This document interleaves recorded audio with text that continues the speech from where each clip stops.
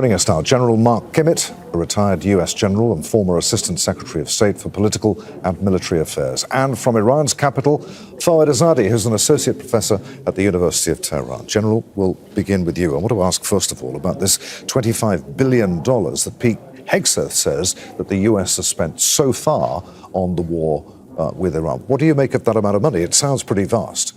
Well, first of all, I think we've got to understand that in that $25 billion is money that would have been paid whether we were having a war or not. You're still going to have to pay the sailors whether they're fighting in war or not. You're going to be flying the airplanes generally. So I think the number is probably a little bit less than the $25 billion. But that's the cost of war these days. When you're talking about precision weapons, when you're talking about moving aircraft carriers, that's a lot of money. What about the $1.5 trillion that the Defense Secretary is asking for next year's defense budget? Yeah, that's an unprecedented figure in the 21st century. But I think it's important to understand that we were paying far more as a percentage of our gross domestic product during the Reagan era. Now, if you take a look at the United States GDP, that's only 5% of gross domestic product. So can we afford it? Yes. Will we have to take some other cutbacks elsewhere? Probably so. I think at the end of the negotiations and after the Congress submits a bill back to the president, it's probably going to be closer to 1.2 or 1.3. Foad Izadi, President Trump then has warned Iran to get smart soon and suggested that Tehran can't agree to a non-nuclear deal. Does Iran see that as pressure tactics, as evidence that Washington is not serious about negotiations? What is it thinking? Yeah, but this is the type of rhetoric that Trump has used for the last 2 months against Iran. And it has had very significant effect inside Iran. He has united Iranians more than any Iranian politician could ever do. We have millions of people coming to the streets shouting against him and Netanyahu. You have shown some of the pictures. If the aim was to unite Iranians against him, he has succeeded 100%. But if the aim is to scare Iranian leaders or, engage in types of deals that he used to do in New York, I don't think he's getting what he wants. I think he is actually making Iranian leaders, even the reformist presidents and the administration here, realize that he is getting prepared for the next round of attacks. And this is the Axios report we had just a couple of hours ago, saying that the Pentagon is planning the next round of attacks. And I think Iranians realize that this is the type of rhetoric that Trump uses when he's getting prepared for the next round of war. All right, from Tehran's perspective, what is the biggest obstacle right now to restarting negotiations? I think this blockade is causing a lot of difficulties for people who are advocating for more talks with the United States, because under international law, you're supposed to negotiate in good faith.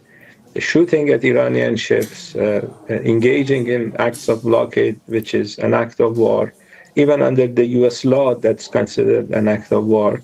And using this type of rhetoric is something that is not helping the people in Iran that are advocating for negotiations to have something to show for the trip that the Iranian delegation had to Islamabad, because the blockade came 24 hours after they returned to Tehran. So overall, if the aim is diplomacy, this is not the way to engage in the diplomacy. It's not going to work with regard to Iran, at least. General, Iran has warned of, quote, unprecedented military action against continued U.S. seizures of Iran-linked vessels. That was earlier on Wednesday. When rhetoric sharpens like it has today on both sides, while a ceasefire is still nominally in place, does that increase the risk of a miscalculation at sea in particular? Yeah, I think it certainly does sharpen the edge of all the people out on those ships, whether they're American ships or whether they're Iranian speedboats.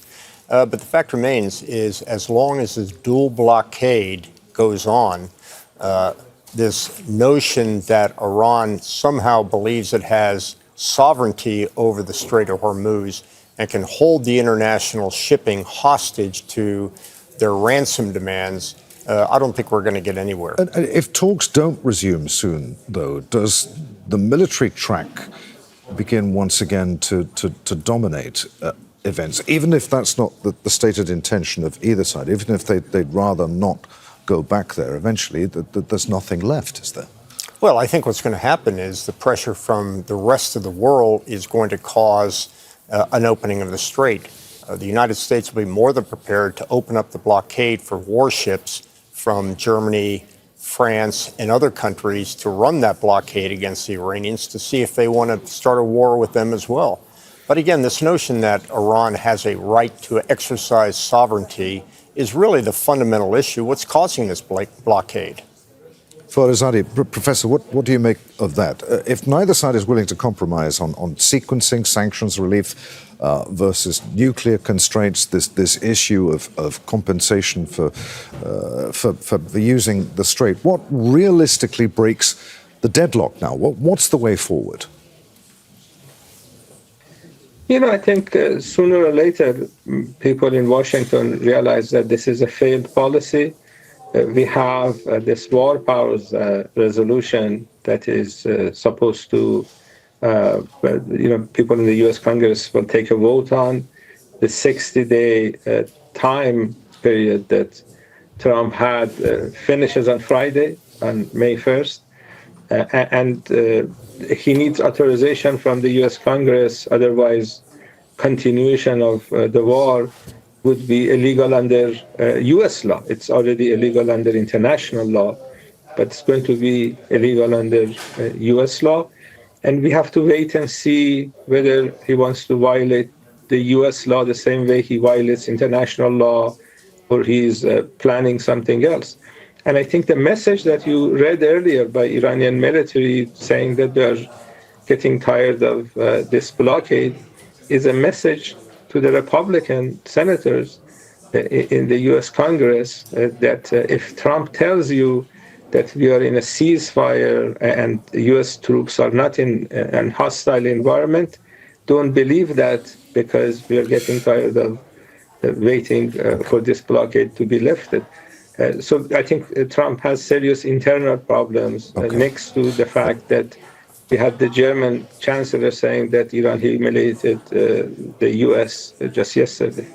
Gentlemen, there we must end it. Many thanks indeed to General Mark Kimmit and Foad Izadi, Associate Professor at the University of Tehran.